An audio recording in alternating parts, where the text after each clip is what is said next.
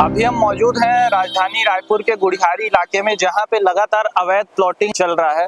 आपको दिखा दे, ये पीछे आपको जो बिल्डिंग दिख रही है, ये यहाँ रहवासियों द्वारा बताया जा रहा है कि ये पूरा अवैध प्लॉटिंग चल रहा है। लगातार 2 से ढाई साल हो गए हैं जब से ये अवैध प्लॉटिंग चल रहा है।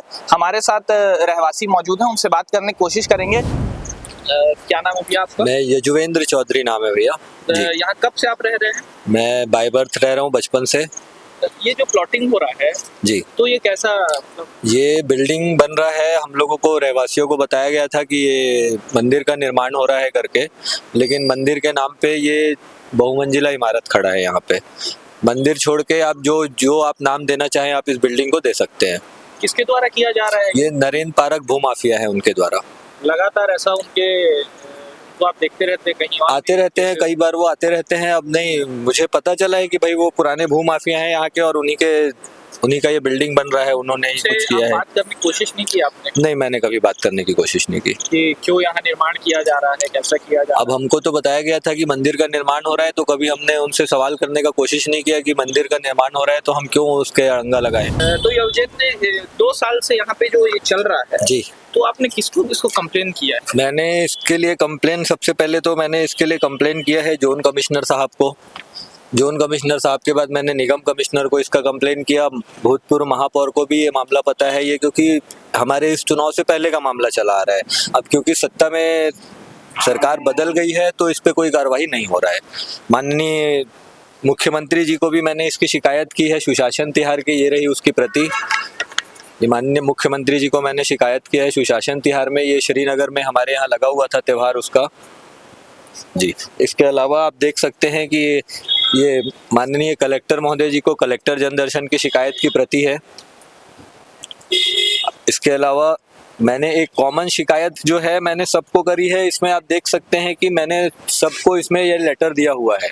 माननीय मुख्यमंत्री जी, क्षेत्रीय विधायक जी, हमारे PWD मंत्री जी, और भी जितने लोग हैं सब लोगों को मैंने इसका ये लेटर दिया हुआ है। ये सारे लोगों की मेरे पास इसमें रिसीविंग है।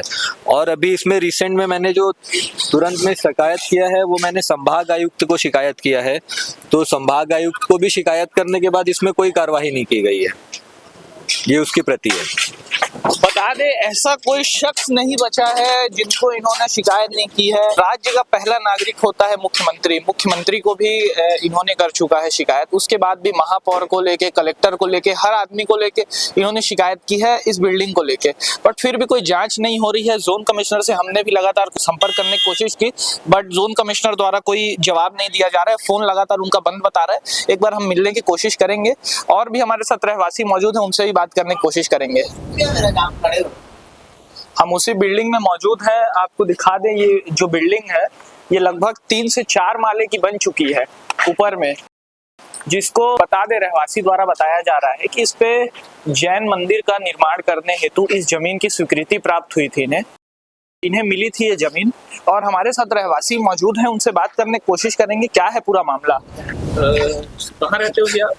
नमस्कार। सबसे पहले जो भी मुझे देख रहे हैं उन सभी को मैं ओम श्री गणेशाय नमः। मैं इसी मोहल्ले में खेल कूद कर बड़ा हुआ हूँ, और जहाँ पर अभी आप लोग खड़े हैं, ये पहले हम लोग को ऐसा बोला गया था कि यहाँ पर जैन मंदिर बन रहा है, लेकिन धीरे धीरे पता चला कि मंदिर के नाम पे बाबा जी की ढुल्लू पड़ रहा है यहाँ पर। फिर देखे तो यहाँ पे कॉम्प्लेक्स बन रहा है। किसके द्वारा बनाया जा रहा है ये कोई नरेंद्र पारक भैया करके है, उनके थ्रू बनाया जा रहा है। तो जब उस समय बात हुआ था, कब बात हुआ था कि जैन मंदिर बनेगा? ये कई सालों से ऐसा पहले हम लोग को बोला जा रहा था, झूठ। फिर धीरे धीरे उनका बात हम लोग को समझ में आया कि मंदिर के नाम में कुछ और ही बन रहा है, कॉम्प्लेक्स। और अगर ये कॉम्प्लेक्स यहाँ पर जहाँ पर आप लोग अभी खड़े हो, यहाँ पर पहले हम लोग मेरे आराध्य गणेश जी, हम लोग यहाँ पे गणेश जी बिठाला करते थे, और ये बिल्डिंग बनने के बाद हम लोग 2 साल से नहीं बिठाले।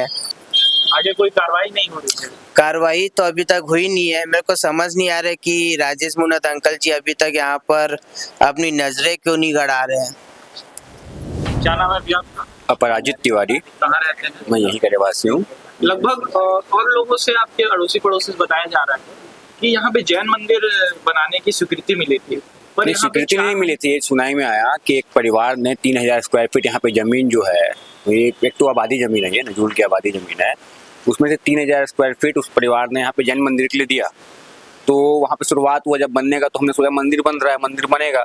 फिर भैया ने बताया कि 3000 से ज़्यादा इन्होंने जो रोड की ज़मीन है और जो सरकारी ज़मीन है उसको भी इन्होंने कब्जा कर दिया मंदिर बनाने के नाम पे।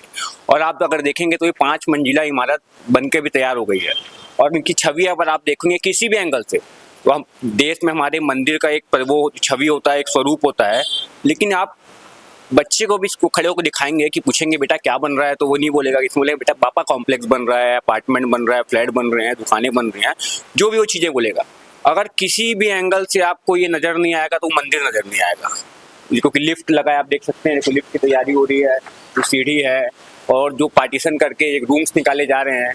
तो आपने कभी देखा है ऐसा मंदिर? मेरे नज़र में मैंने नहीं दिखा है। लगातार जी लगातार 2 वर्षों से निर्माण हो रहा है। जी। तो आप लोगों ने इतने लोगों के पास गए, कलेक्टर के पास गए, मुख्यमंत्री के पास गए, महापौर के पास गए, तो लास्ट में आप लोग को सॉल्यूशन क्या मिला? कोई सोल्यूशन नहीं मिला।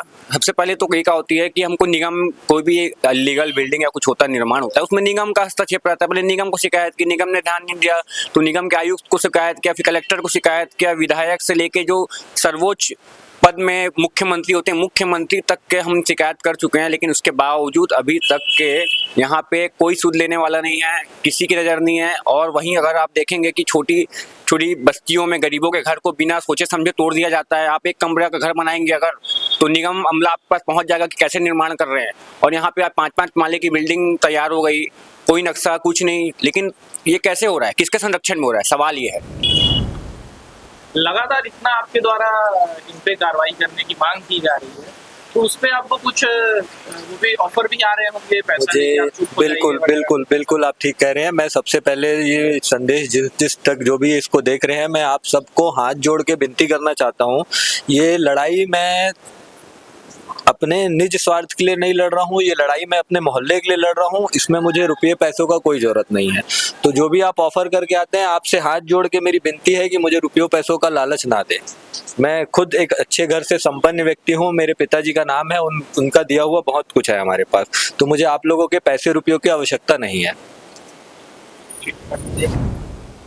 लगातार आपको बता दें, निगम का बुलडोजर जो सरकारी जमीन पर घर बन रहे हैं, जमीन पे प्लॉटिंग काटी जा रही है सरकारी जमीन पे, निगम का बुलडोजर लगातार चल रहा है। पर सवाल ये उठता है, यहाँ पे इतने सालों से 2 से 3 साल हो रहे हैं, ये मुख्यमंत्री तक जा रहे हैं, तो इस पे कार्रवाई क्यों नहीं हो रही है? एक बार हम जोन कमिश्नर, महापौर से, निगम आयुक्त से बात करने की कोशिश करेंगे, क्या था पूरा मामला और कब इस पर इंसाफ मिलेगा यहाँ के रहवासियों को।